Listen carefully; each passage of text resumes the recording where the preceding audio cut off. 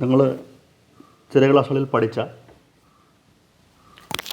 ആറ്റങ്ങളുടെ electronic configuration, electron വിന്യാസം എങ്ങനെ എഴുതാം എന്നൊരു ബേസിക് ഐഡിയ ഒന്ന് റിഫ്രഷ് ചെയ്യാൻ വേണ്ടിയാണ് ഞാൻ ഈ സെഷൻ എടുക്കുന്നത്. ഒരു ആറ്റത്തിൻ്റെ ന്യൂക്ലിയസിൽ ന്യൂട്രോൺസും പ്രോട്ടോൺസും ഉണ്ടെന്നറിയാം. ന്യൂക്ലിയസിനെ സറൗണ്ട് ചെയ്യുന്ന സർക്കുലർ പാത്തുകളിൽ, ഷെല്ലുകളിൽ ഇലക്ട്രോൺസ് റിവോൾവ് ചെയ്യുകയാണെന്നൊക്കെ പഠിച്ചിട്ടുണ്ട്.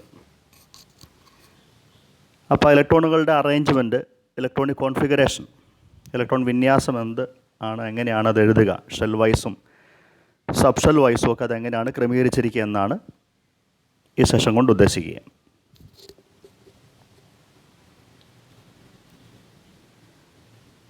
ഒരു ആറ്റത്തിൻ്റെ സെൻട്രൽ കോർ ന്യൂക്ലിയസിൽ ന്യൂട്രോൺസും പ്രോട്ടോൺസും ഒക്കെ ഉണ്ടെന്നറിയാം.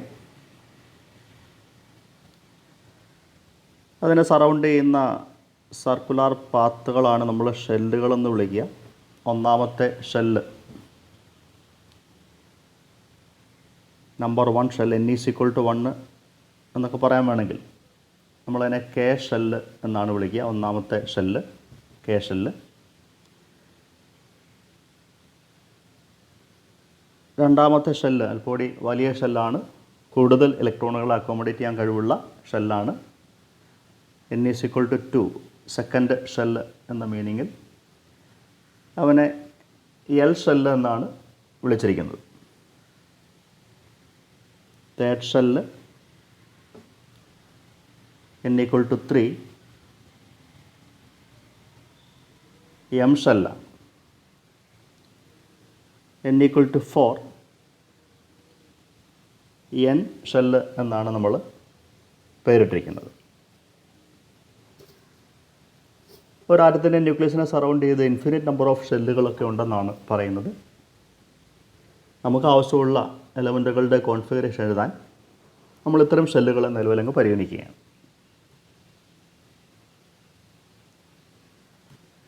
ഇതിലൊന്നാമത്തെ ഷെല്ല് ഏറ്റവും ചെറിയ ഷെല്ലാണ്. അതിൽ മാക്സിമം അക്കോമഡേറ്റ് ചെയ്യാൻ കഴിവുള്ള ഇലക്ട്രോണുകളുടെ എണ്ണം 2 ആണ് എന്നറിയാം. 2. എൽ ഷെല്ല് മാക്സിമം 8 ഇലക്ട്രോണുകളെ അക്കോമഡേറ്റ് ചെയ്യും. എം ഷെല്ല് 18 ഇലക്ട്രോണുകളെയും, എൻ ഷെല്ല് 32 ഇലക്ട്രോണുകളെയും മാക്സിമം അക്കോമഡേറ്റ് കഴിവുള്ള ഷെല്ലാണെന്നാണ് പഠിച്ചിരിക്കുന്നത്. ഇതാണ് ഷെൽ വൈസ് ഉള്ള ഡിസ്ട്രിബ്യൂഷൻ. 2, 8, 18, 32 എന്ന പാറ്റേണിലാണ് ഈ ഷെല്ലുകൾ ഇലക്ട്രോണുകളെ മാക്സിമമായിട്ട് അക്കോമഡേറ്റ് ചെയ്യുക.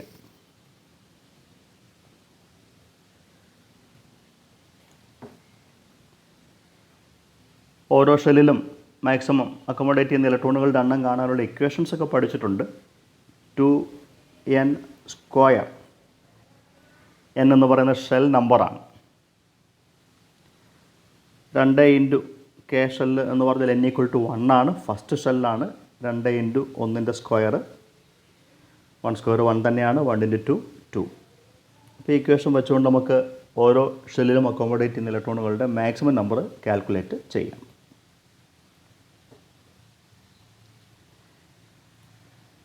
ഇനി മെയിൻ ഷെല്ലുകൾക്കകത്ത് സബ് ഷെൽസ് ഉണ്ട് എന്ന് പഠിച്ചിട്ടുണ്ട്. SPDF എന്ന സബ് ഷെൽസ് ഒക്കെ ഉണ്ട്. അതെങ്ങനെയാണ് അവരെ ഇലക്ട്രോണുകളെ ഡിസ്ട്രിബ്യൂട്ട് ചെയ്യുക എന്നൊരു ഐഡിയ ഒന്ന് ഓർമ്മിപ്പിക്കുന്നു.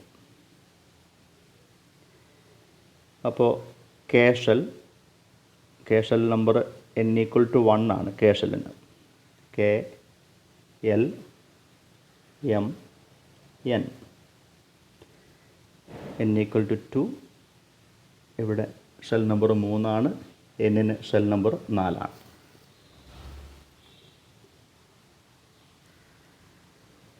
ഇതിലോരോന്നും കൊള്ളുന്ന മാക്സിമം ഇലക്ട്രോണുകളുടെ എണ്ണം ഞാൻ താഴെ എഴുതാം. K-ൽ 2, L-ൽ 8, M-ൽ 18, N-ൽ മാക്സിമം 32. ഫസ്റ്റ് ഷെല്ലായ കെ ഷെല്ലിൽ ആകപ്പാടെ ഒരു ഉപഷെല്ല്, ഒരു സബ് ഷെല്ല് മാത്രമേ ഉള്ളൂ. അതിനെ നിങ്ങൾ എസ് സബ്ഷെൽ എന്നാണ് വിളിക്കുക. എസ്.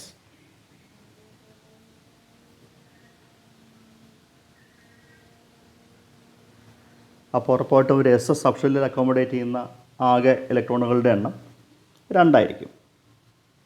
കാരണം കെയിൽ ആകപ്പാട് 2 ഇലക്ട്രോൺസ് അക്കോമഡേറ്റ് ചെയ്യുള്ളൂ. അവിടെ ആകപ്പാട് എസ് സബ്ഷെല്ല് മാത്രമേ ഉള്ളൂ എങ്കിൽ ഒരു എസ് സബ്ഷെല്ലിൽ മാക്സിമം 2 ഇലക്ട്രോണുകൾ അക്കോമഡേറ്റ് ചെയ്യാം. രണ്ടാമത്തെ ഷെല്ലായ എൽ ഷെല്ലിൽ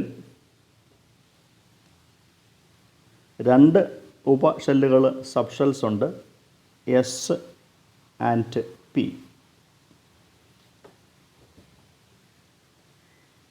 എല്ലിൽ മാക്സിമം 8 ഇലക്ട്രോൺസിനെ അക്കോമഡേറ്റ് ചെയ്യാം. അത് എസ് സബ്ഷെല്ലിൽ 2 പേരെ അക്കോമഡേറ്റ് ചെയ്യാമെങ്കിൽ ഉറപ്പായിട്ടും പിയിൽ 6 പേരെ അക്കോമഡേറ്റ് ചെയ്യാം. അങ്ങനെയാണ് 6ഉം 2ഉം 8 പേരെ എല്ലിൽ അക്കോമഡേറ്റ് ചെയ്തിരിക്കുന്നത്. മൂന്നാമത്തെ മെയിൻ ഷെല്ലായ എമ്മിൽ 3 സബ്ഷെൽസ് ഉണ്ട്. അതിൻ്റെ പേരുകളൊക്കെ അറിയാം. എസ്, പി, ഡി എന്നിങ്ങനെയാണ്. എസ്, പി, ഡി സബ്ഷെൽസ് ഉണ്ട് തേർഡ് മെയിൻ ഷെല്ലിൽ. ഒരു എസ് സബ്ഷെല്ലിൽ മാക്സിമം 2 പേരെ അക്കോമഡേറ്റ് ചെയ്യാം. പിയിൽ 6, 6 2 8ആയി. എമ്മിൽ മാക്സിമം 18 പേരെ അക്കോമഡേറ്റ് ചെയ്യാമെന്ന് പറയുമ്പോൾ ഇനി ബാക്കിയുള്ള 10 പേരും ഡി സബ് ഷെല്ലാണ് അക്കോമഡേറ്റ് ചെയ്തിരിക്കുന്നത്. അങ്ങനെ 6ഉം 2 8ഉം 10ഉം 18 ഇലക്ട്രോൺസിനെ എമ്മിൽ ക്രമീകരിച്ചിരിക്കുന്നു മാക്സിമം. നാലാമത്തെ മെയിൻ ഷെല്ലായ എൻ,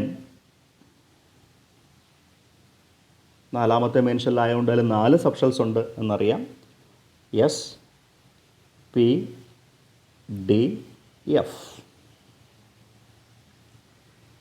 അതിൽ എസ് എന്ന് പറയുന്ന സബ്ഷെല്ലിൽ 2 പേര്, പിയിൽ 6 പേര്, ഡിയിൽ 10.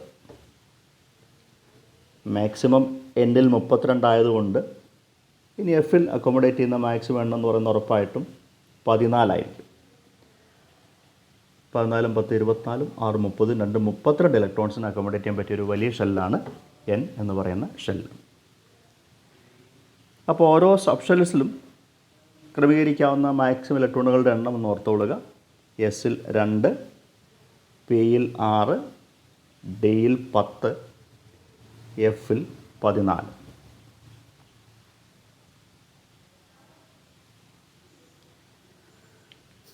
ഞാൻ എണ്ണം ഒന്ന് സൈഡിൽ നിന്ന് മാർക്ക് ചെയ്യാം. എസ് സബ്ഷെല്ല് മാക്സിമം 2 ഇലക്ട്രോൺസ്, പിയിൽ മാക്സിമം 6 ഇലക്ട്രോൺസ്, ഡിയിൽ 10, എഫിൽ 14.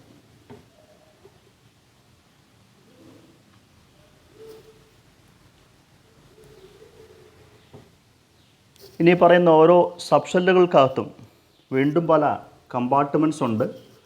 ഓർബിറ്റൽസ് എന്നാണ് അവരെ വിളിക്കുക എന്ന് പഠിച്ചിട്ടുണ്ട്.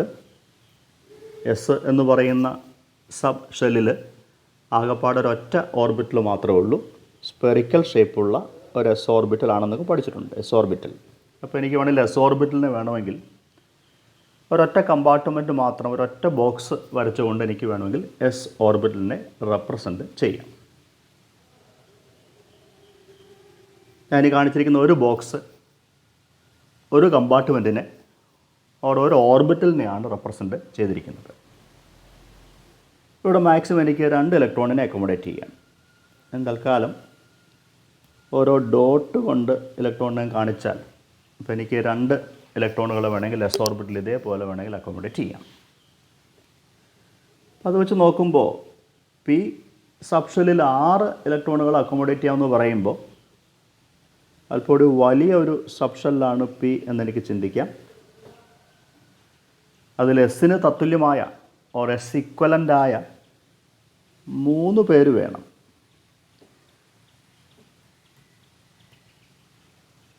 അതിലോരോ കമ്പാർട്ട്മെൻറ്റിലും അതിലോരോ ഓർബിറ്റലിലും 2 ഇലക്ട്രോൺസിനെ ഉൾക്കൊള്ളിച്ചുകൊണ്ടാണ് പിയിൽ 6 ഇലക്ട്രോണുകളെ അക്കോമഡേറ്റ് ചെയ്തിരിക്കുന്നത്. അപ്പോൾ പി സബ്ഷെല്ലിൽ 3 ഓർബിറ്റൽസ് ഉണ്ട്, അല്ലെങ്കിൽ 3 കമ്പാർട്ട്മെൻറ്റ്സ് ആയിട്ട് പി എ വീണ്ടും ഡിവൈഡ് ചെയ്തിരിക്കുകയാണ്. അതിൽ ഓരോന്നിലും 2 ഇലക്ട്രോണുകളെ ഉൾക്കൊള്ളിച്ചുകൊണ്ടാണ് പിയിൽ മാക്സിമം 6 പേരെ നമ്മൾ ക്രമീകരിച്ചിരിക്കുന്നത്. ഇതേ ലോജിക്ക് ഡിയിലേക്ക് അപ്ലൈ ചെയ്താൽ 10 ഇലക്ട്രോണുകളെ മാക്സിമം ഉൾക്കൊള്ളാൻ കഴിവുള്ള ഒരു സബ്ഷെല്ലാണ് ഡി എന്ന് പറയുമ്പോൾ, ഇത് ഡി എന്ന് പറയുന്നൊരു സബ്ഷെല്ലാണ് ഈ വലിയ ബോക്സ് എന്ന് കരുതുക. അതിലുറപ്പായിട്ടും എസിന് തത്തുല്യമായ ഒരു സെക്വലൻ്റായ 5 കമ്പാർട്ട്മെൻറ്റ്സ് വേണം. അതിലോരോന്നിലും 2 ഇലക്ട്രോണുകളെ ക്രമീകരിച്ചാൽ ഡി മാക്സിമം 10 പേരെ ഉൾക്കൊള്ളുന്ന ഓർബിറ്റലായിട്ട് സബ്ഷെല്ലായിട്ട് മാറും. ഇത് തന്നെ എഫിനങ്ങ് അപ്ലൈ ചെയ്താൽ എഫ് ഓർബിറ്റിൽ 14 പേരെ അക്കോമഡേറ്റ് ചെയ്യുന്നൊരു സബ്ഷെല്ലാണ് എഫ് സബ്ഷെല്ല്. 14 പേരെ അക്കോമഡേറ്റ് ചെയ്തുകൊണ്ട് ഉറപ്പായിട്ടും അതിൽ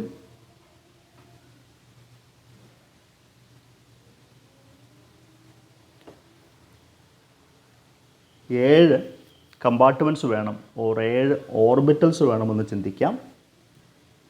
അതിൽ ഓരോ ഓർബിറ്റലുകളിലും 2 ഇലക്ട്രോണുകളെ ക്രമീകരിച്ചാൽ എഫിന് മൊത്തം 14 ഇലക്ട്രോണുകളെ അക്കോമഡേറ്റ് ചെയ്യാം. അപ്പോൾ ഓരോ സബ്ഷെല്ലിലും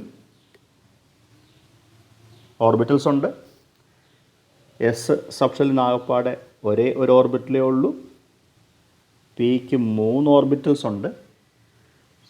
ഡിക്ക് 5 ഓർബിറ്റൽസ്, എഫിന് 7 ഓർബിറ്റൽസ്. ഓരോ ഓർബിറ്റലിനും മാക്സിമം 2 പേരെ അക്കോമഡേറ്റ് ചെയ്യാം. അങ്ങനെയാണ് ഈ പറഞ്ഞ ഇലക്ട്രോണുകളുടെ എണ്ണം 2, 6, 10, 14 എന്ന് ക്രമീകരിച്ചിരിക്കുന്നത്. ഇതിൽ പി സബ്ഷെല്ലിൻ്റെ ഓർബിറ്റലുകൾക്ക് പേരുകളൊക്കെ പഠിച്ചിട്ടുണ്ടാകും. അതിനെ അവരുടെ ഓറിയൻറ്റേഷനെ ബേസ് ചെയ്ത് P X, P Y, P Z എന്നൊക്കെ ലേബൽ ചെയ്യാറുണ്ട്. P X, P Y and P Z. അപ്പോൾ അതിൽ സബ്ഷെല്ലുകളെ പറ്റിയൊരു ഐഡിയ ആണ് പ്രൊവൈഡ് ചെയ്തത്. അതിലുള്ള ഓർബിറ്റൽസിൽ മാക്സിമം എത്ര ഇലക്ട്രോണുകൾ അക്കോമഡേറ്റ് ചെയ്യാമെന്നുള്ള കാര്യമാണ് പറഞ്ഞത്. ഇനി ആദ്യം നമ്മൾ പറഞ്ഞ ആ ഒരു കേസിലേക്ക് ഇന്ന് ഒന്നുകൂടി വരികയാണ്. കെ, എൽ, എം, എൻ എന്ന മെയിൻ ഷെല്ലുകൾ. കെ ഒന്നാമത്തെ ഷെല്ലാണ്, എൽ രണ്ടാമത്തേത്, എം 3, എൻ 4. കെയിൽ ആകപ്പാട് ഒരു സബ് ഷെല്ല് മാത്രമേ ഉള്ളൂ. പിയിൽ എസ്സും ഉണ്ട്, പിയും ഉണ്ട്. എല്ലിൽ എസ് സബ് ഷെല്ലും ഉണ്ട്, പി സബ് ഷെല്ലും ഉണ്ട്. എമ്മിൽ എസ്, പി, ഡി ഉണ്ട്. എന്നിൽ എസ്, പി, ഡി, എഫ് ഉണ്ട്. ഇനി ഓരോ മെയിൻ ഷെല്ലിലുള്ള സബ് ഷെല്ലുകൾക്ക് നമ്മൾ ഒന്ന് അഡ്രസ്സ് ചെയ്യാൻ വേണ്ടി ഓരോ നമ്പറുകൾ കൊടുക്കുവാണ്.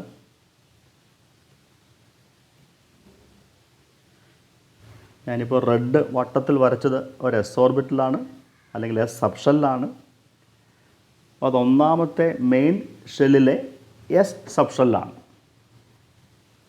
നമ്മളതിനെ അഡ്രസ്സ് ചെയ്യാൻ വേണ്ടി 1s എന്ന് വിളിച്ചാൽ മതി. 1s.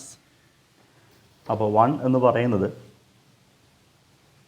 ആ എസ് സബ് ഷെല്ലിൻ്റെ മെയിൻ ഷെല്ല് ഏതാണെന്നാണ് ഇൻഡിക്കേറ്റ് ചെയ്യുക.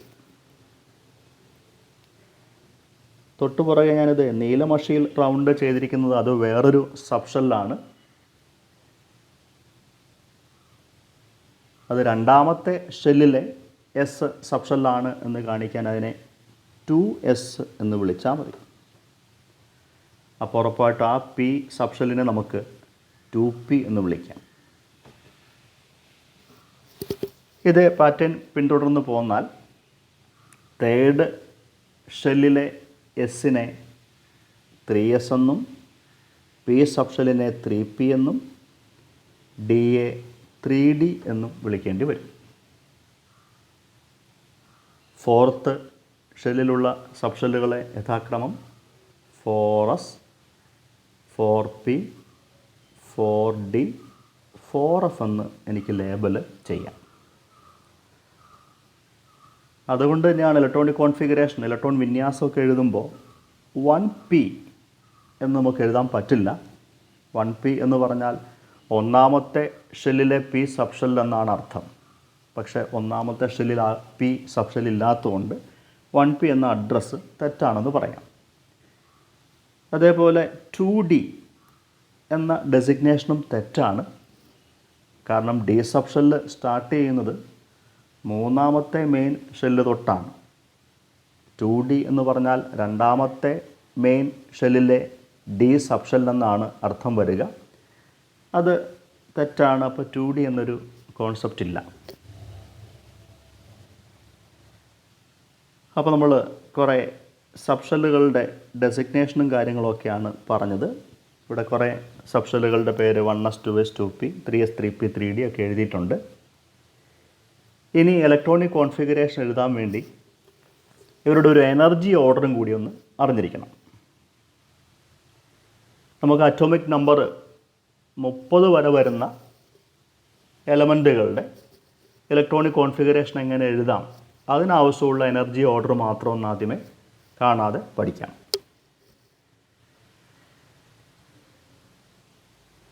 എനർജി ഓർഡർ കണ്ടുപിടിക്കാനുള്ള ഡയഗ്രങ്ങളും കാര്യങ്ങളൊക്കെ 10th തന്നെ പഠിച്ചിട്ടുണ്ട്. അപ്പം ഞാനിപ്പോൾ തൽക്കാലം എനർജി ഓർഡർ മാത്രം ഒന്ന് പറയുകയാണ്.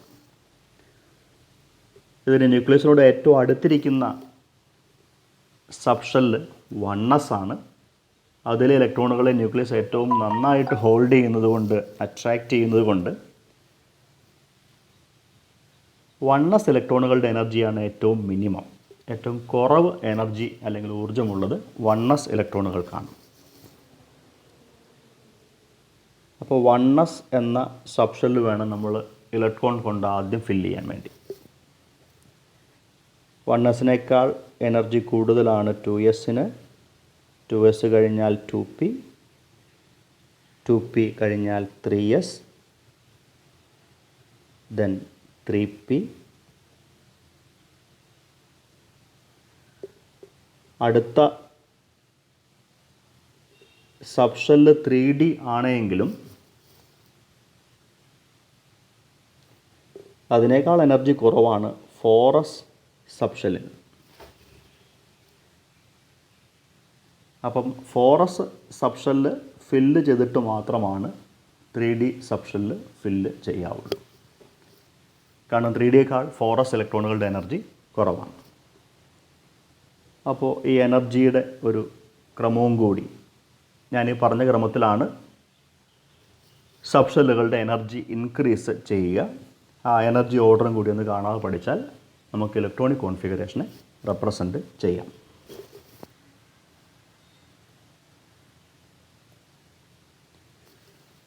അപ്പോൾ ഞാൻ എനർജി ഓർഡർ താഴേക്കൊന്ന് ഇറക്കി എഴുതാൻ വേണമെങ്കിൽ 1s ആദ്യം ഫില്ല് ചെയ്യണം. 1s കംപ്ലീറ്റ് ആയിട്ട് ഫില്ല് ചെയ്തിട്ട് 2sലേക്ക് പോകാവുള്ളൂ. Then 2p, 3s, 3p, 4s fill ചെയ്തിട്ട് 3d. 3d ആണ് ആദ്യം കാണുന്ന സബ് ഷെൽ പൊസിഷണൽ വൈസ്. പക്ഷേ 4s ഫില്ല് ചെയ്തിട്ട് 3d ഫില്ല് ചെയ്യാവുള്ളൂ. അപ്പോൾ 30 അറ്റോമിക് നമ്പർ വരെ വരുന്ന ഇലക്ട്രോണുകൾ ഉള്ള ആറ്റങ്ങളുടെ കോൺഫിഗറേഷൻ എഴുതാൻ വേണ്ടി നമുക്ക് ഇത്ര ഓർഡർ ഒന്ന് കാണാതെ പഠിച്ചിരിക്കുക.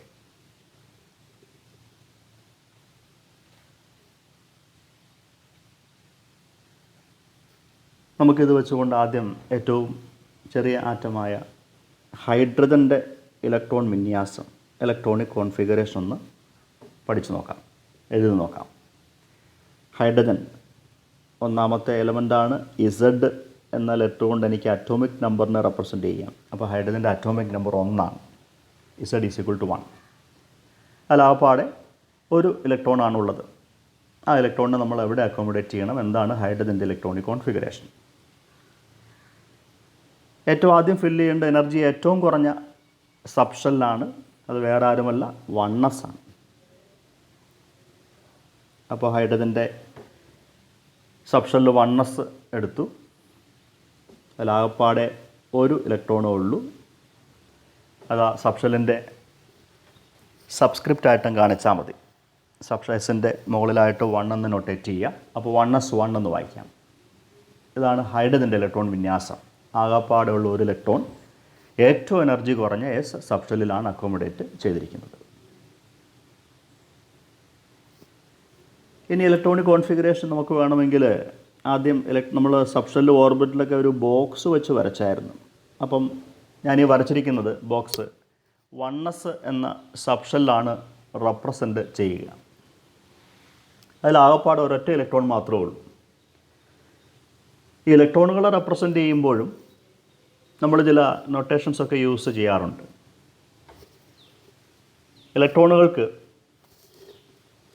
അവർ ന്യൂക്ലിയസിനെ സറൗണ്ട് ചെയ്യുന്ന സർക്കുലാർ പാത്തിൽ ഇങ്ങനെ കിടന്ന് കറങ്ങുന്നതോടൊപ്പം അവർക്കൊരു സ്പിൻ മൂവ്മെൻറ്റ് കൂടി ഉണ്ടെന്നാണ് പറയുക. ഒരു പമ്പരം അതിൻ്റെ ആണി ആക്സിസ് ആക്കിക്കൊണ്ട് കറങ്ങുന്നത് പോലെ ഇലക്ട്രോണുകളും ഒരു പമ്പരത്തിൻ്റെ മൂവ്മെൻറ്റ് കൂടി, സ്പിൻ മൂവ്മെൻറ്റ് കൂടി ഇലക്ട്രോണുകൾ പ്രോസസ്സ് ചെയ്യുന്നുണ്ട്. Spin movement 2 തരത്തിലാകാം. ഒരു ക്ലോക്കിലെ സൂചി തിരിയുന്നത് പോലെ ക്ലോക്ക് വൈസ് ഡയറക്ഷനിൽ കറങ്ങാം, ഓർ തിരിച്ച് ആൻറ്റി ക്ലോക്ക് വൈസ് ഡയറക്ഷനിലും വേണമെങ്കിൽ ഇലക്ട്രോണുകൾക്ക് സ്പിൻ ചെയ്യാം. നമ്മൾ അതും കൂടി കോൺഫിഗറേഷൻ എഴുതുമ്പോൾ വേണമെങ്കിൽ ബോക്സിനകത്ത് റെപ്രസെൻ്റ് ചെയ്യാം. അതിനുവേണ്ടി സ്വീകരിച്ചിരിക്കുന്ന സ്ട്രാറ്റജി എന്ന് പറയുന്നത് ഒരു ആരോ മാർക്കാണ്. ആരോ ഹെഡ് മുകളിലേക്ക് കാണിച്ചു വരച്ചാൽ ഇലക്ട്രോൺ സ്പിൻ ക്ലോക്ക് വൈസ് ഡയറക്ഷനിലാണ് എന്നും, ആരോ ഹെഡ് താഴേക്ക് വരച്ചാൽ ഇലക്ട്രോണുകളുടെ സ്പിൻ ആൻറ്റി ക്ലോക്ക് വൈസ് ആണെന്നുമാണ് മനസ്സിലാക്കേണ്ടത്. അപ്പോൾ കോൺഫിഗറേഷൻ ബോക്സ് ഡയഗ്രാം വരച്ച് കാണിക്കുമ്പോൾ സ്പിൻ കൂടി നമ്മൾ റെപ്രസെൻ്റ് ചെയ്യും. അപ്പോൾ ഹൈഡ്രജൻ്റെ അകത്താകപ്പാട് ഒരു ഇലക്ട്രോൺ മാത്രമേ ഉള്ളൂ. നമുക്ക് ആ ഇലക്ട്രോണിനെ വേണമെങ്കിൽ ഇതേപോലെ റെപ്രസെൻ്റ് ചെയ്യാം. ആകപ്പാട് ഒരു ഇലക്ട്രോൺ മാത്രം ഉള്ളപ്പോൾ അതിൻ്റെ സ്പിൻ ക്ലോക്ക് വൈസ് വരയ്ക്കാം, അല്ലെങ്കിൽ ആൻറ്റി ക്ലോക്ക് വൈസ് വരയ്ക്കാം, പ്രശ്നമൊന്നുമില്ല. അപ്പോൾ ഇതേപോലെ ബോക്സ് വരച്ചുകൊണ്ടും നമുക്ക് വേണമെങ്കിൽ ഇലക്ട്രോണിക് കോൺഫിഗറേഷനെ റെപ്രസെൻ്റ് ചെയ്യാം.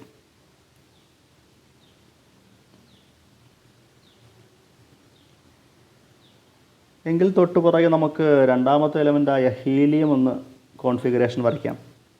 ഹീലിയം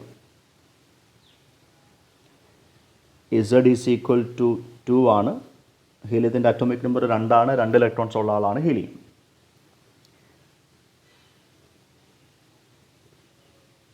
അപ്പോൾ അവിടെയും 1s എന്ന ആദ്യത്തെ സബ്ഷെല്ല് തന്നെ ധാരാളം മതി. എസ് സബ്ഷെല്ലിന് മാക്സിമം 2 ഇലക്ട്രോൺസിനെ അക്കോമഡേറ്റ് ചെയ്യാം. അപ്പോൾ ഹീലിയത്തിൻ്റെ 2 ഇലക്ട്രോൺസും 1s എന്ന സബ്ഷെല്ലിലാണ് അക്കോമഡേറ്റ് ചെയ്തിരിക്കുന്നത്. അപ്പോൾ ഹീലിയത്തിൻ്റെ ഇലക്ട്രോണിക് കോൺഫിഗറേഷൻ 1s2 ആണ്. ബോക്സ് ഡയഗ്രാം വരച്ചാൽ ഇതാണ് 1s എന്ന സബ്ഷെല്ല്. അവിടെ 2 ഇലക്ട്രോൺസ് ഉണ്ട്. ആദ്യത്തേതിൻ്റെ സ്പിൻ ക്ലോക്ക് വൈസ് ആയിട്ട് കൊടുക്കുക. ഒരു പ്രത്യേക ഓർബിറ്റലിൽ ഇലക്ട്രോണുകളെ അക്കോമഡേറ്റ് ചെയ്യുമ്പോൾ സ്പിന്നുകൾ ഓപ്പോസിറ്റ് ആയിരിക്കണമെന്നാണ് നിഷ്കർഷ. അതൊരു പ്രിൻസിപ്പിൾ തന്നെയുണ്ട്. പോളീസ് എക്സ്ക്ലൂഷൻ പ്രിൻസിപ്പിൾ എന്നാണ് വിളിക്കുക. ഒരു ഗിവൺ ഓർബിറ്റലിൽ ഇലക്ട്രോണുകൾ ഫില്ല് ചെയ്യുമ്പം സ്പിന്നുകൾ ഓപ്പോസിറ്റായിട്ട് മാത്രമാണ് ഫില്ല് ചെയ്യാവുള്ളൂ. അപ്പോൾ 1s2 എന്ന് പറയുന്നതാണ് ഹീലിയത്തിൻ്റെ ഇലക്ട്രോണിക് കോൺഫിഗറേഷൻ.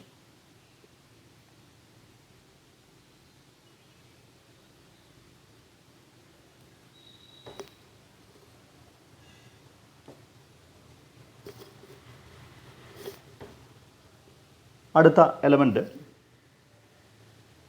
ലിത്തിയം.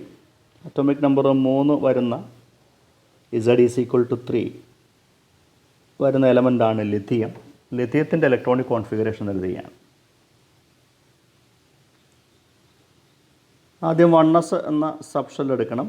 1s അവിടെ ആകെപ്പാട് 2 ഇലക്ട്രോൺസ് അക്കോമഡേറ്റ് ചെയ്യാൻ പറ്റുള്ളൂ. 1s2 ഈ 1s മുഴുവൻ ഫില്ല് ചെയ്തിട്ട് അടുത്ത സബ്ഷെല്ലിലേക്ക് പോകാവുള്ളൂ.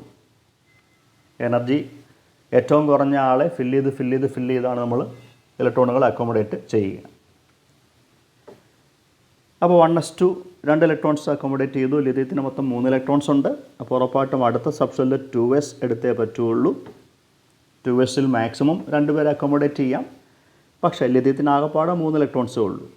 അപ്പം 1s2 2 ഇലക്ട്രോൺസ് 1sലും ഒരെണ്ണം 2sലും അങ്ങനെ 2 1 3 ഇലക്ട്രോണുകളെ ഇതേ പാറ്റേണിലാണ് ലിഥിയത്തിൽ അക്കോമഡേറ്റ് ചെയ്തിരിക്കുന്നത്. ഇതാണ് ലിഥിയത്തിൻ്റെ ഇലക്ട്രോണിക് കോൺഫിഗറേഷൻ. ഇതിന് ബോക്സ് ഡയഗ്രാം വരച്ചാൽ 1s ഒരു ബോക്സ്, അവിടെ 2 ഇലക്ട്രോൺസ് ഉണ്ട്. ഒരു ഗിവൺ ഓർബിറ്റലിൽ 2 പേരെ കൊടുക്കുമ്പോൾ സ്പിൻസ് ഓപ്പോസിറ്റ് ആയിരിക്കണം. പോളീസ് എക്സ്ക്ലൂഷൻ പ്രിൻസിപ്പിളാണ്. 2s ആകെപ്പാടെ ഒരു ഇലക്ട്രോൺ മാത്രമേ ഉള്ളൂ. സ്പിൻ നിങ്ങൾക്ക് എങ്ങനെയും വരയ്ക്കാം. ഇതാണ് ലിഥിയത്തിൻ്റെ electronic configuration. 1s2 2s1.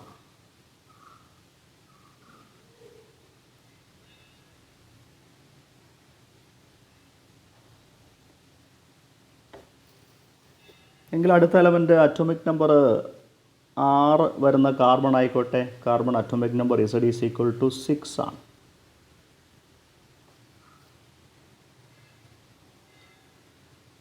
Oneness എന്ന സബ്ഷെല്ലിൽ ഉറപ്പായിട്ട് എടുക്കണം. ആദ്യം എനർജി ഏറ്റവും കുറവുള്ള ആൾ. 2 ഇലക്ട്രോൺസ് 1sൽ അക്കോമഡേറ്റ് ചെയ്യാം. 1s2 2s അടുത്തായിട്ട് എടുത്തേ പറ്റുള്ളൂ. അവിടെയും 2 പേരെ അക്കോമഡേറ്റ് ചെയ്യാം. 2s2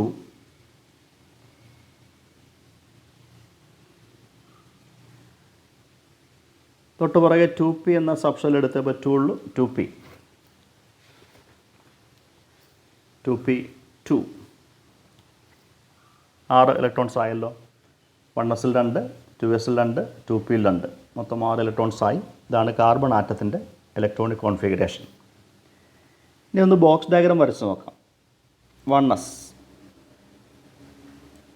2 electrons with opposite spins. Pauli's exclusion പ്രിൻസിപ്പിളാണ്. സെക്കൻഡ് 2s സബ്ഷെൽ, അവിടെയും 2 electrons with opposite sphinx. 2p നമ്മൾ പറഞ്ഞായിരുന്നു. 2p എന്ന് പറയുന്നത് 3 ഓർബിറ്റൽസ് ഉള്ള ആളാണ്. px py pz എന്നൊക്കെ മാർക്ക് ചെയ്തായിരുന്നു.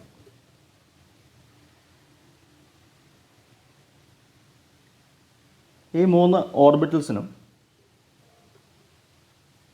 ഒരേ എനർജിയാണുള്ളത്. അവർക്ക് തമ്മിൽ വേറെ ഒരു വ്യത്യാസവുമില്ല. സ്പേസിൽ അവരെ വിന്യസിക്കുന്ന ഡയറക്ഷൻ, ഓറിയൻറ്റേഷൻ മാത്രമേ വ്യത്യാസമുള്ളൂ. ഈ 2pയിലുള്ള 2 ഇലക്ട്രോണുകളെ നമ്മൾ ഓർബിറ്റൽ വൈസ് അറേഞ്ച് ചെയ്യുമ്പം വേണമെങ്കിൽ 2 രീതിയിൽ അറേഞ്ച് ചെയ്യാം. ഞാൻ രണ്ടും ഒന്ന് എഴുതി കാണിക്കാം. ഒന്നെങ്കിൽ നിങ്ങൾക്ക് ഒന്നാമത്തെ p ഓർബിറ്റലിൽ ഒന്നാമത്തെ ബോക്സിൽ ഒരു ഇലക്ട്രോണിനെ കൊടുക്കുക. രണ്ടാമത്തെ ഇലക്ട്രോണിനെ രണ്ടാമത്തെ ഓർബിറ്റലിലേക്ക് കൊടുക്കുക. pxൽ 1 pyയിൽ 1 അക്കോമഡേറ്റ് ചെയ്യാം. അതല്ലെങ്കിൽ ഞാൻ p മാത്രം ഒന്ന് വേറൊരു പാറ്റേണിൽ താഴേക്ക് ഇറക്കി വരയ്ക്കാം.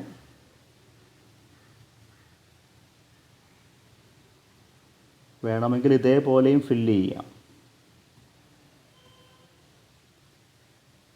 ഈ കാണുന്ന 2 ഇലക്ട്രോണുകളെയും px എന്ന ഓർബിറ്റലിന് തന്നെ പ്രൊവൈഡ് ചെയ്യാം. ഇങ്ങനൊരു പോസിബിലിറ്റിയും കൂടി ഉണ്ട് അവിടെ.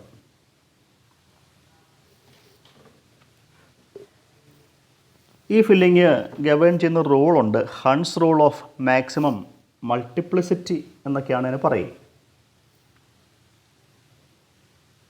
ഹൺസ് റൂളിന് അക്കോർഡിംഗ് ആയിട്ട് ഇതിൽ ഒന്നാമത്തെ കോൺഫിഗറേഷനാണ് കറക്റ്റ്. രണ്ടാമത്തെ ഫില്ലിങ് നമ്മൾ അഡോപ്റ്റ് ചെയ്യരുത്, അത് തെറ്റാണ്. അപ്പോൾ റൂളിൻ്റെ സിമ്പിൾ ലോജിക്ക് ഇതേ ഉള്ളൂ. px py pz എന്നീ കാണുന്ന 3 ഓർബിറ്റൽസിന് ഒരേ എനർജിയുണ്ട്. ഒരേ എനർജിയുള്ള ഓർബിറ്റുകൾ നിങ്ങൾ ഇലക്ട്രോൺ കൊണ്ട് ഫില്ല് ചെയ്യുമ്പോൾ ഒരു പർട്ടിക്കുലർ ഓർബിറ്റലിന് 2 ഇലക്ട്രോൺസ് ഫില്ല് ചെയ്യരുത് ഓർ കൊടുക്കരുത്. ബാക്കി 2 എണ്ണം വേക്കൻ്റ് ആക്കി ഓർ ബാക്കി ഓർബിറ്റൽസ് വേക്കൻ്റ് ആക്കി നിർത്തിക്കൊണ്ട് ഒരാൾക്ക് മാത്രം 2 ഇലക്ട്രോണിനെ കൊടുക്കുക, അല്ലെങ്കിൽ പെയർ ചെയ്യുക, ജോഡി ആക്കുക എന്നുള്ളത് തെറ്റാണ്. എന്നോട് പറയാം, ഒരേ എനർജിയുള്ള ഓർബിറ്റൽസിൽ ഇലക്ട്രോണുകൾ ഫില്ല് ചെയ്യുമ്പോൾ അതിലൊരാളെ വേക്കൻ്റാക്കി നിർത്തിക്കൊണ്ട് മറ്റൊരാളെ പെയർ ചെയ്യരുത് എന്ന് പറയുന്ന റൂളാണ് ഹൺസ് റൂൾ എന്നാണ് പറയുക. അപ്പോൾ അവിടെ നമ്മൾ ചെയ്യേണ്ടത് ഇലക്ട്രോണുകൾ ഉണ്ടെങ്കിൽ ആദ്യം എല്ലാത്തിലും ഓരോന്നോരോന്ന് ഫില്ല് ചെയ്ത് കൊടുക്കുക. ഇലക്ട്രോൺസ് ഉണ്ടെങ്കിൽ എല്ലാത്തിലും ഓരോ ഇലക്ട്രോൺ ഫില്ല് ചെയ്തിട്ട് വേണം പെയറിംഗ് നടത്താൻ വേണ്ടി. അപ്പോൾ ഹൺസ് റൂളിൻ്റെ ഏറ്റവും ബേസിക് ഐഡിയ എനിക്ക് ഇതേ പറഞ്ഞ പാറ്റേണിൽ സ്റ്റേറ്റ് ചെയ്യാം.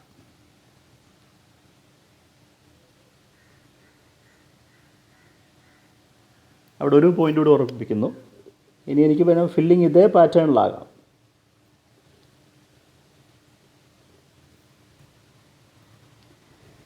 ഒന്നാമത്തെ ഓർബിറ്റിന് ക്ലോക്ക് വൈസ് ആയിട്ട് ഒരാളെ അക്കോമഡേറ്റ് ചെയ്ത് ഇലക്ട്രോണിനെ, രണ്ടാമത്തെ സബ്ഷെല്ലിൽ ആൻറ്റി ക്ലോക്ക് വൈസ് കൊടുത്തു. അപ്പോഴും ഹൺസ് റൂൾ പറഞ്ഞതിൻ്റെ ഫസ്റ്റ് സ്റ്റേറ്റ്മെൻറ്റ് ഓക്കെയാണ്. ഈക്വൽ എനർജിയുള്ള ഓർബിറ്റൽസിന് ഓരോ ഇലക്ട്രോണിനെ കൊടുത്ത് പോവുകയാണ്. പക്ഷേ ഈ പാറ്റേണിലും ഫില്ല് ചെയ്യരുതെന്നാണ് ഹൺസ് റൂൾ പറയുക. ഒരേ എനർജിയുള്ള ഓർബിറ്റൽസ് ഫില്ല് ചെയ്യുമ്പോൾ ആദ്യം എല്ലാവർക്കും ഓരോ ഇലക്ട്രോണിനെ കൊടുക്കുമ്പോൾ സ്പിന്നുകളെല്ലാം ഒരേപോലെ ആയിരിക്കണം. ക്ലോക്ക് വൈസ് ആണെങ്കിൽ രണ്ടും clockwise, anti clockwise ആണെങ്കിൽ രണ്ടും ആൻറ്റി ക്ലോക്ക് വൈസ്. അപ്പോൾ ഇതിൽ രണ്ടാമത് എഴുതിയ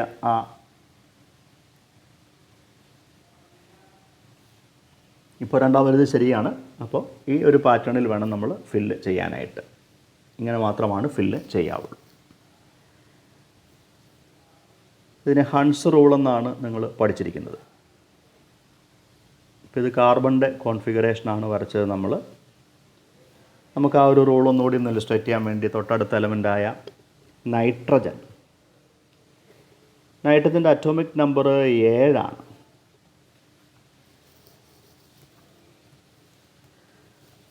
കോൺഫിഗറേഷൻ എഴുതുമ്പോൾ ആദ്യം 1s എന്ന സബ്ഷെല്ല്, 1sൽ 2 എണ്ണം, 1s മുഴുവൻ ഫില്ല് ചെയ്ത് കഴിഞ്ഞിട്ട് 2sലേക്ക് പോകുന്നു, 2sൽ 2 എണ്ണം, തൊട്ടുപുറകെ 2p എടുക്കുന്നു. ഇനി 3 ഇലക്ട്രോൺസ് കൂടി ഉള്ളൂ. അപ്പോൾ 2p3. ഇതാണ് നൈട്രജൻ്റെ ഇലക്ട്രോണിക് കോൺഫിഗറേഷൻ. ഒന്ന് ബോക്സ് ഡയഗ്രാം വരച്ചാൽ 1s 2 ഇലക്ട്രോണുകൾ, 2s അതിലും 2 electrons, 2p with 3 compartments, 2px, 2py and 2pz. Hund's rule ഇപ്പോൾ പറഞ്ഞതേ ഉള്ളൂ. പിയിൽ നമുക്ക് 3 പേരെ അക്കോമഡേറ്റ് ചെയ്യണം. അപ്പോൾ ഒരേ എനർജി ഉള്ളതുകൊണ്ട് pxലും pyയിലും pzലും സ്പിന്നുകൾ ഒരേപോലെ വരാൻ പാകത്തിന് ഇലക്ട്രോണുകളെ ഡിസ്ട്രിബ്യൂട്ട് ചെയ്യുക. അതാണ് ശരി. ഇങ്ങനെ വേണം നൈട്രജൻ്റെ കോൺഫിഗറേഷന് എഴുതാനായിട്ട്. അപ്പോൾ എടുത്തു പറഞ്ഞാൽ ഇത് വേണമെങ്കിൽ 2px1 എന്ന് വിളിക്കാം, ഇത് 2py1 എന്ന് പറയാം, ഇത് 2pz1 എന്ന് വിളിക്കാം.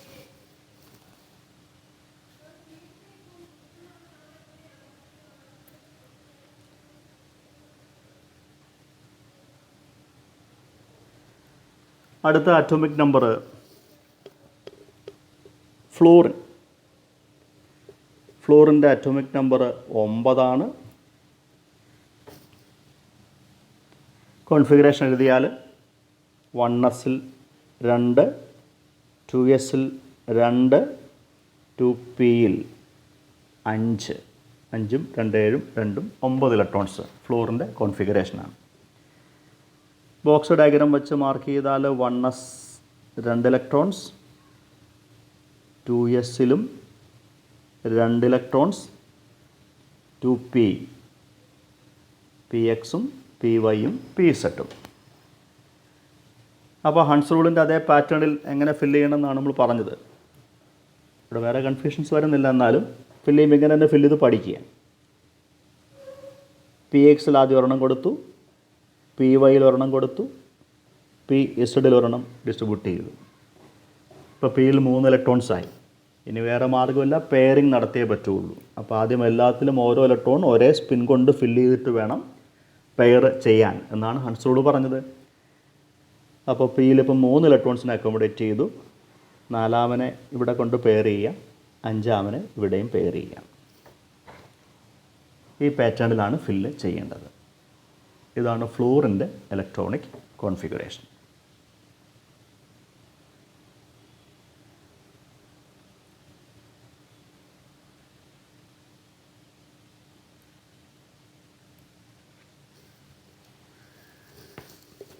ഇനി നമുക്ക് അറ്റോമിക് നമ്പർ 18 വരുന്ന ഒരു നോബിൾ ഗ്യാസ് ഉണ്ട്, ആർഗൺ. ആർഗണിൻ്റെ കോൺഫിഗറേഷൻ എന്ന് നോക്കാം.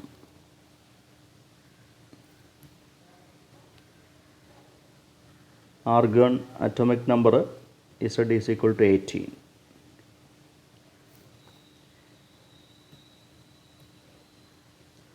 (1s 2, 2s 2, 2p 6, 3s 2, 3s കഴിഞ്ഞാൽ 3p ആണ്. 3pയിലും 6 എണ്ണം. 6ഉം 2 8ഉം 6ഉം 14ഉം 2ഉം 16ഉം 2ഉം 18 ഇലക്ട്രോൺസ്. എല്ലാ സബ്ഷെൽസും കംപ്ലീറ്റ്ലി ഫിൽഡ് ആയിട്ട് നിൽക്കുന്ന ഒരു നോബിൾ ഗ്യാസ് ആണ് ആർഗൺ എന്നൊക്കെ പഠിച്ചിട്ടുണ്ട്. ഇതാണ് ആർഗണിൻ്റെ ഇലക്ട്രോണിക് കോൺഫിഗറേഷൻ. ബോക്സ് ഡയഗ്രാം വേണമെങ്കിൽ ഒന്ന് വരച്ചേക്കാം. 1s ഓർബിറ്റൽ, 2 ഇലക്ട്രോൺസ്, 2sലും 2 ഇലക്ട്രോൺസ്, 2p 6 6 ഇലക്ട്രോൺസ്, 2 4 6. 3sൽ 2 ഇലക്ട്രോൺസ്, 3p എല്ലാം കംപ്ലീറ്റ്ലി ഫിൽഡ് ആണ്. 6 ഇലക്ട്രോൺസ് വേണമെങ്കിൽ ഇതുപോലെ എനിക്ക് എഴുതാം. 1 2 3, ഇനി പെയർ ചെയ്യാം, 4 5 6. കംപ്ലീറ്റ്ലി ഫിൽഡ് ആകുമ്പോൾ എങ്ങനെ എഴുതിയാലും ഒരേ രീതിയിൽ വരുള്ളൂ. ഇതാണ് ആർഗണിൻ്റെ ഇലക്ട്രോണിക് കോൺഫിഗറേഷൻ. അതിൻ്റെ ബോക്സ് ഡയഗ്രമാണ് താഴെ ഞാൻ കൊടുത്തിരിക്കുന്നത്.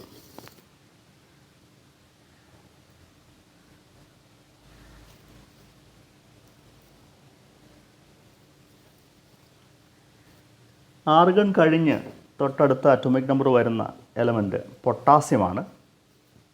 പൊട്ടാസ്യത്തിൻ്റെ സിമ്പിൾ K ആണ്. അറ്റോമിക് നമ്പർ 19 ആണ്. 19.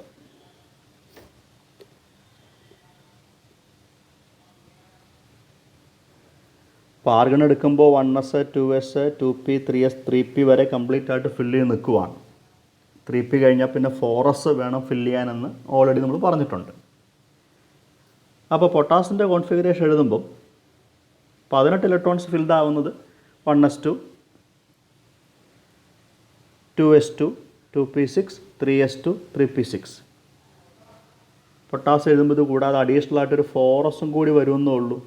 18 പേര് ഇതേപോലെ തന്നെ അക്കോമഡേറ്റ് ചെയ്ത് 19ാമത്തെ ഇലക്ട്രോൺ 4sലേക്ക് പോകും. അപ്പോൾ പൊട്ടാസ്യം കോൺഫിഗറേഷൻ 4s1, 3p6 കഴിഞ്ഞ് 4s1 കൂടി ചേർത്താൽ മതി. അപ്പോൾ നമുക്കൊരു എളുപ്പത്തിന് വേണ്ടി ഇങ്ങനെ ചില ഷോർട്ട് കട്ടുകൾ നമ്മൾ സ്വീകരിക്കാറുണ്ട്. പൊട്ടാസിൻ്റെ കേസിൽ ഈ 18 ഇലക്ട്രോണുകൾ എന്ന് പറയുന്ന അക്കോമഡേറ്റ് ചെയ്തിരിക്കുന്നത് ആർഗണിൻ്റെ അതേ പാറ്റേണിലാണ്. അപ്പോൾ ഞാൻ ആ ബോക്സിനകത്ത് വരച്ച 1s2, 2s2, 2p6, 3s2, 3p6 എന്ന് പറയുന്ന ആർഗണിൻ്റെ കോൺഫിഗറേഷനാണ്. നോബിൾ ഗ്യാസായ ആർഗണിൻ്റെ കോൺഫിഗറേഷനാണ്. കംപ്ലീറ്റ്ലി ഫിൽഡ് ഓർബിറ്റൽസാണ്. അപ്പോൾ അത്രയും നമ്മളങ്ങ് മുഴുവനങ്ങ് എഴുതുന്നതിന് പകരം ആർഗൺ ഇട്ടിട്ട് ഇങ്ങനെ ഒരു സ്ക്വയർ ബ്രാക്കറ്റും കിട്ടാൽ മതി. ആർഗൺ കോർ എന്ന് പറയും. അപ്പോൾ ആർഗൺ കോർ വരച്ചാൽ ഞാൻ ആ ബോക്സിനകത്ത് വരയ്ക്കുന്ന ഇലക്ട്രോണിക് കോൺഫിഗറേഷൻ ഉണ്ടെന്നാണ് ഉദ്ദേശിക്കുക. ആ പൊട്ടാസിൻ്റെ എഴുതാൻ പറഞ്ഞാൽ ആർഗൺ കോർ വരച്ചിട്ട് 4s1 എന്നങ്ങ് എഴുതിയാൽ മതി. എളുപ്പമുണ്ട്. ഞാനിപ്പോൾ ഓൾറെഡി ഒരു ബോക്സ് വരച്ചു. റെഡ് കളർ കൊണ്ട് വീണ്ടും വരച്ചിരിക്കുക. റെഡ് ബോക്സിനകത്ത് കാണിക്കുന്ന ഇലക്ട്രോണുകൾ ആ കോൺഫിഗറേഷൻ ആർഗണുണ്ട്. 18 ഇലക്ട്രോണുകളുടെ കോൺഫിഗറേഷനാണ്. 19ാമത്തെ പോയിരിക്കുന്ന 4s1ലേക്കാണ്. അപ്പോൾ എഴുതാൻ നമുക്ക് എളുപ്പമുണ്ട്. അപ്പോൾ നോബിൾ ഗ്യാസുകൾ നമ്മൾ ഇങ്ങനെ സെലക്ട് ചെയ്ത് അവരുടെ കോൺഫിഗറേഷനെ അവരുടെ സിമ്പിളുകളെ ബ്രാക്കറ്റിൽ ഇട്ടുകൊണ്ടൊക്കെ റെപ്രസെൻറ്റ് ചെയ്ത് വളരെ ഈസി ആയിട്ട് വേണമെങ്കിൽ എനിക്ക് ഇലക്ട്രോണിക് കോൺഫിഗറേഷനെ റെപ്രസെൻറ്റ് ചെയ്യാം. വേറൊരെണ്ണം വരച്ച് കാണിക്കാം ഇതേ പാറ്റേണിൽ വേണമെങ്കിൽ. പൊട്ടാസ്യം കഴിഞ്ഞ് വരുന്ന അറ്റോമിക് നമ്പർ 20 വരുന്ന ആൾ കാൽസ്യമാണ്.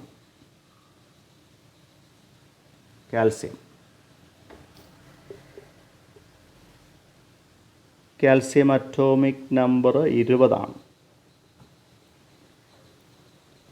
അപ്പോൾ 20കാരനെ വരയ്ക്കുമ്പോൾ എനിക്ക് വേണമെങ്കിൽ 1s2 2s2 2p6 3s2 3p6 എന്ന് വലിച്ചു വാരി എഴുതാൻ വേണമെങ്കിൽ അത് ഒഴിവാക്കാനായിട്ട് അത്രയും പേരുടെ കോൺഫിഗറേഷൻ കാണിക്കാൻ വേണ്ടി ആർഗൺ സിമ്പിൾ എഴുതുക.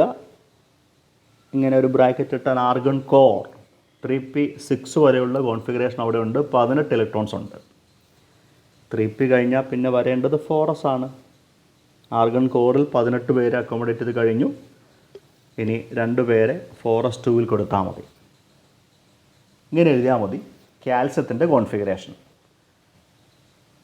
നമുക്ക് റെപ്രസെൻറ്റേഷൻ എളുപ്പമുണ്ട്.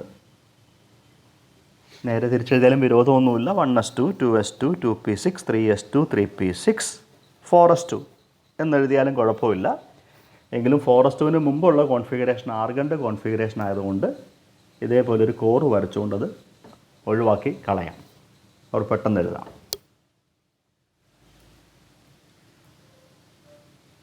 മൂന്ന് 4 പേരുടെ കോൺഫിഗറേഷൻ നമുക്കൊന്ന് ഡിസ്കസ് ചെയ്യാം.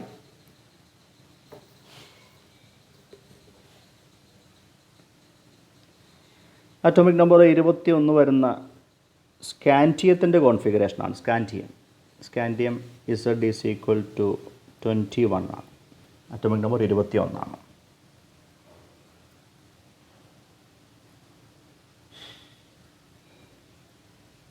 ഞാൻ ആർഗൺ കോറ് വരച്ച് തന്നെ അങ്ങ് എഴുതുവാണ്, എളുപ്പമുണ്ട്. ആർഗൺ കോറ് 18 ഇലക്ട്രോണുകളെ റെപ്രസെൻറ്റ് ചെയ്യുന്നുണ്ട്. 3p6 വരെ ആയിക്കഴിഞ്ഞു.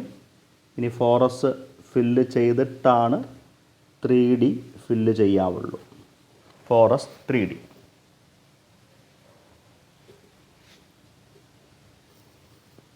അപ്പോൾ ആർഗൺ കോറിനകത്ത് തന്നെ 18 ഇലക്ട്രോൺസ് ആയി. അടുത്ത 4s2 18ഉം 2ഉം 20ആയി.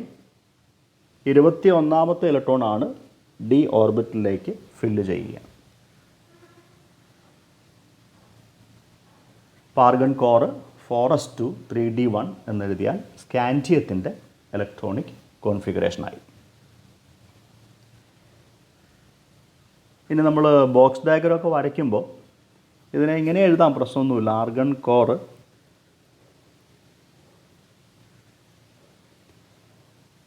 3d1 4s2 എന്നെഴുതാം. കാരണം തേർഡ് ഷെല്ല് കഴിഞ്ഞിട്ടാണ് 4th ഷെല്ല് നിൽക്കുക എന്ന മീനിങ്ങിൽ. അപ്പോൾ ഓർബിറ്റൽസ് അല്ലെങ്കിൽ ക്രമീകരിച്ചിരിക്കുന്ന ഓർഡറാണ് ഞാൻ എഴുതിയിരിക്കുന്നത്. തേർഡ് കഴിഞ്ഞ് 4th ആണ് നിൽക്കുന്നത്.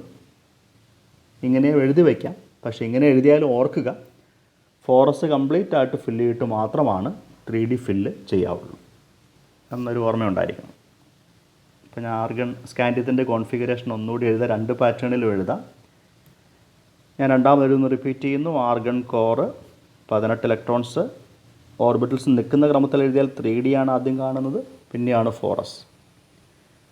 പക്ഷേ 4s മുഴുവൻ ഫില്ല് ചെയ്യുക. 4s2 ആർഗൺ കോറിൽ 18, 4s2 2 20.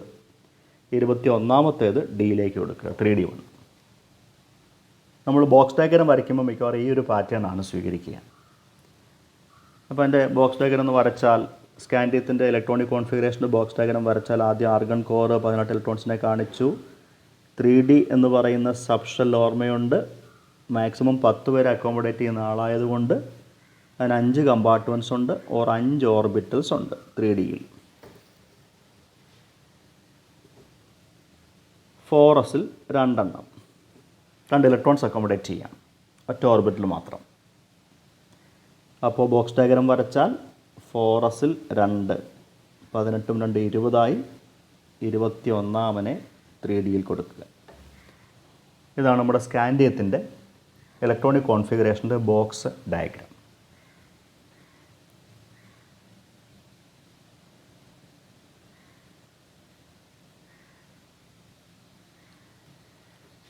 എങ്കിൽ അറ്റോമിക് നമ്പർ 23കാരനായ വനേഡിയം ഒന്ന് വരച്ച് നോക്കാം.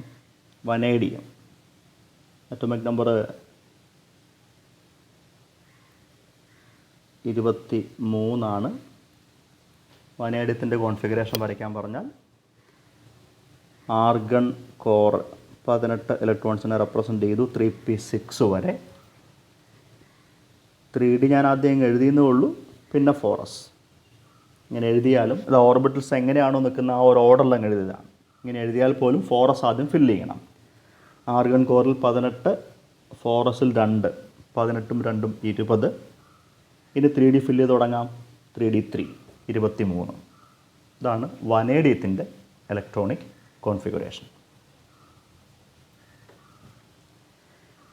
അപ്പോൾ വനേഡിയത്തിൻ്റെ ഇലക്ട്രോണിക് കോൺഫിഗറേഷന് ബോക്സ് ഡയഗ്രാം വരയ്ക്കാൻ ആവശ്യപ്പെട്ടാൽ ആർഗൺ കോർ 3D എന്ന് പറയുന്നൊരു വലിയ സബ് ഷെല്ല് വിത്ത് 5 ഓർബിറ്റൽസ് 4s. ആർഗൺ കോർ വരെ എത്തിയിട്ട് ആദ്യം 4s ഫില്ല് ചെയ്തു വിത്ത് 2 ഇലക്ട്രോൺസ്. 18ഉം 2 20ആയി. 21, 22, 23 ഹൺസ് റൂളാണ്. ആദ്യം എല്ലാത്തിലും ഓരോ ഇലക്ട്രോൺ കൊണ്ട് ഒരേ സ്പിൻ കൊണ്ട് ഫില്ല് ചെയ്യുക. ഇതാണ് വനേഡിയത്തിൻ്റെ electronic configuration.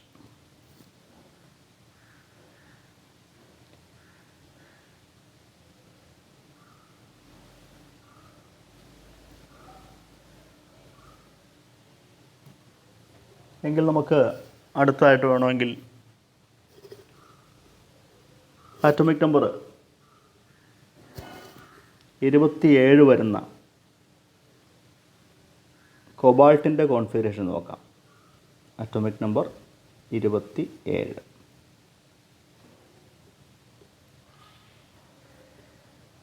Argon core 18 electrons 3D4s. ആദ്യം 4s ഫില്ല് ചെയ്യുന്നു. 18ഉം 2ഉം 20, 20ഉം 7ഉം 27. കൊബാൾട്ടിൻ്റെ ഇലക്ട്രോണിക് കോൺഫിഗറേഷൻ്റെ ബോക്സ് ഡയഗ്രാം വരച്ചാൽ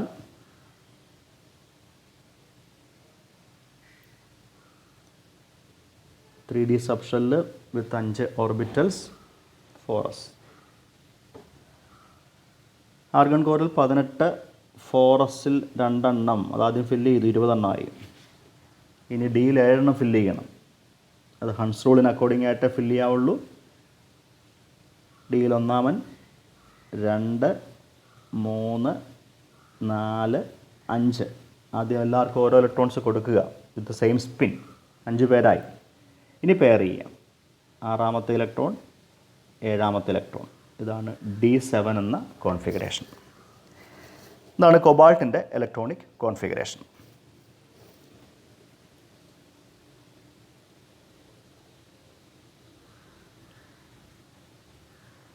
ഇനി ചില എക്സെപ്ഷണൽ കേസ് കൂടി ഒന്ന് ഡിസ്കസ് ചെയ്യാം. അതും നിങ്ങൾ ഓൾറെഡി പഠിച്ചിട്ടുള്ള കാര്യമാണ്. ഇപ്പോൾ ഒരു ഡി ഓർബിറ്റൽ, ഡി സബ്ഷെല്ലിൽ 5 ഓർബിറ്റൽസ് ഉണ്ട്.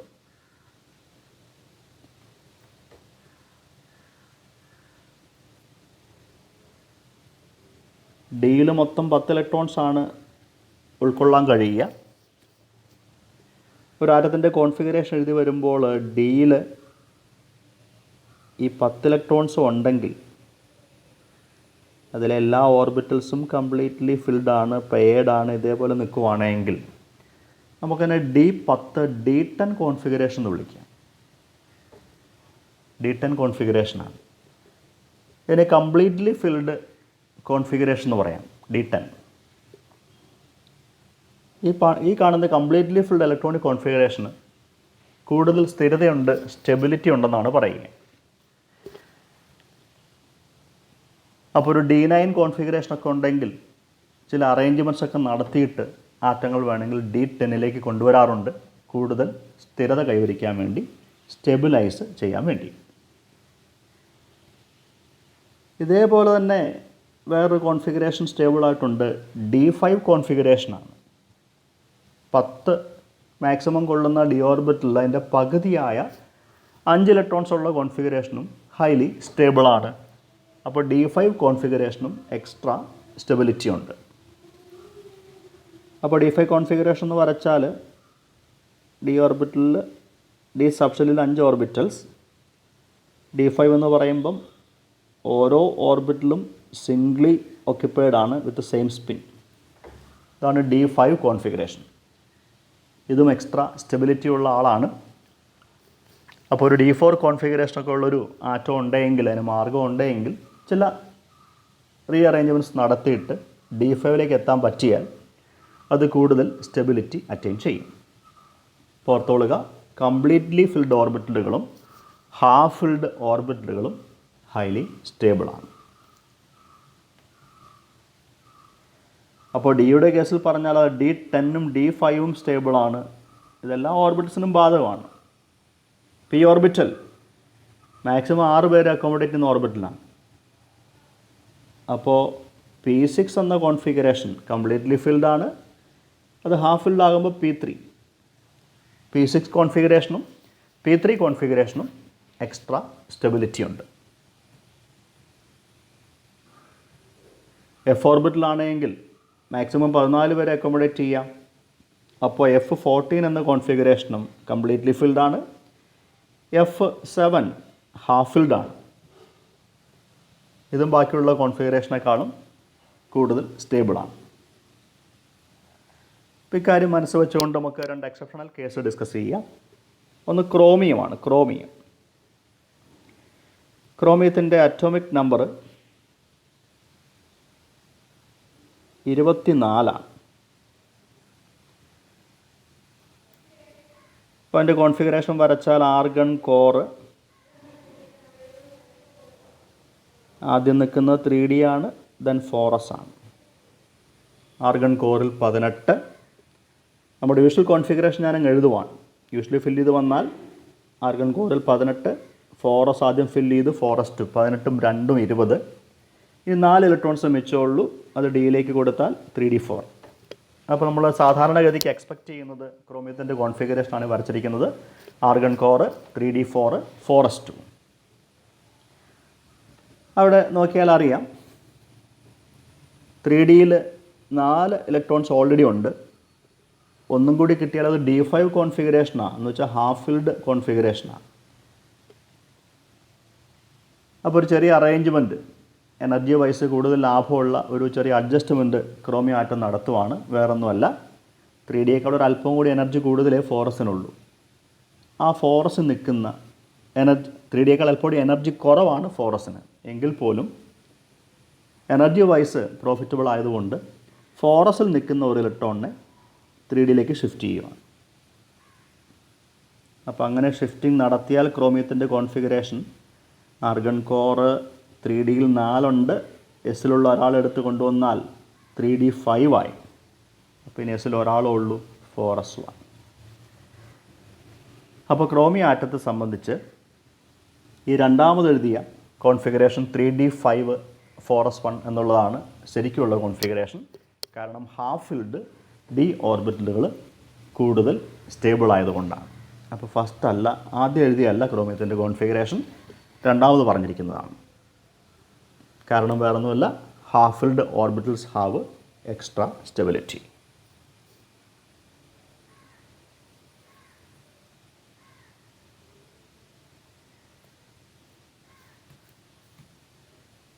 ഒറ്റ എലമെൻ്റ് കൂടി നമുക്ക് ഡിസ്കസ് ചെയ്യാം. അത് അറ്റോമിക് നമ്പർ 30 വരുന്ന സിങ്കാണ്. സിങ്കിൻ്റെ atomic number 30.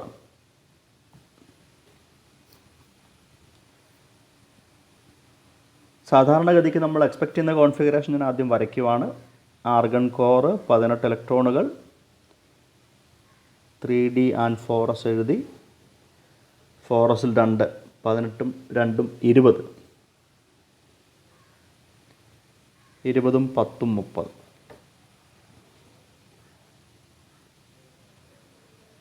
Zinc already completely ഫിൽഡാണ്. അതിന് വേറെ എക്സെപ്ഷണൽ കേസുകളൊന്നുമില്ല. ഒറ്റ എലമെൻ്റ് കൂടി, കോപ്പർ. അറ്റോമിക് നമ്പർ 29 വരുന്ന ആളാണ് കോപ്പർ. എക്സ്പെക്റ്റ് ചെയ്യുന്ന കോൺഫിഗറേഷൻ വരയ്ക്കുവാണ്. Argon core 3d4s. Argon core 18 electrons, 4s fill ചെയ്തു. 18ഉം 2 20ഉം 9ഉം 29. കാണുമ്പോൾ തന്നെ അറിയാം ഡി എന്ന് പറയുന്ന ആൾ മാക്സിമം 10 ഇലക്ട്രോൺസിനെ അക്കോമഡേറ്റ് ചെയ്യുന്ന ആളാണ്. അത് D9 വരെ വന്ന് നിൽക്കുവാണ്. അത് D10 ആക്കി മാറ്റിയാൽ കംപ്ലീറ്റ്ലി ഫിൽഡ് ഡി ഓർബിറ്റൽ കിട്ടും. അതിന് എക്സ്ട്രാ സ്റ്റെബിലിറ്റി ഉണ്ട്. അപ്പോൾ കോപ്പർ ഉറപ്പായിട്ടും ഒരു റീഅറേഞ്ച്മെൻറ്റ് നടത്തും. എനർജി വൈസ് അത് പ്രോഫിറ്റബിൾ ആയതുകൊണ്ട്. അത് വേറൊന്നുമല്ല, നേരത്തെ പറഞ്ഞ പോലെ തന്നെ 4s നിൽക്കുന്ന ഒരു ഇലക്ട്രോണിനെ 3D ഷിഫ്റ്റ് ചെയ്യുക. അപ്പോൾ 3D9 എന്നുള്ളത് 3D10 ആയിട്ട് മാറും.